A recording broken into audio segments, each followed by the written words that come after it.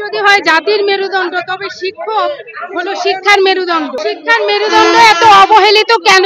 কেন শিক্ষার মেরুদণ্ডকে রাস্তায় নামতে হয় তাদের যৌক্তিক দাবিগুলো আদায়ের জন্য? কেন যৌক্তিক দাবিগুলো আদায়ের জন্য মুখ থুবড়ে পড়ে যেতে হয় অর্থনৈতিক সংকটে, হীনমন্যতা আর অর্থনৈতিক সংকটে? একজন শিক্ষক কেন তার পরিবারের মৌলিক চাহিদাগুলো পূরণের ব্যর্থতার গ্লানি নিয়ে একরাশ মলিনতা নিয়ে ক্লাস করাবেন?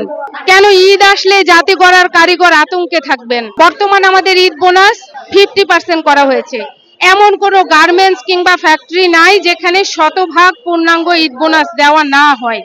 কেন একজন জাতির কারিগর শুধুমাত্র 50% বোনাস নিয়ে তার পরিবারের আনন্দ উপভোগ করবেন? কিভাবে সম্ভব এটা আপনারা বলেন? বাংলাদেশে প্রায় 5 লক্ষাধিক শিক্ষক কর্মচারী আমাদের এমপিওভুক্ত শিক্ষা প্রতিষ্ঠানে কর্মরত রয়েছে। আপনি কল্পনাও করতে পারবেন না যে তাদের জীবন মান কতটা করুণ এবং মানবেতর।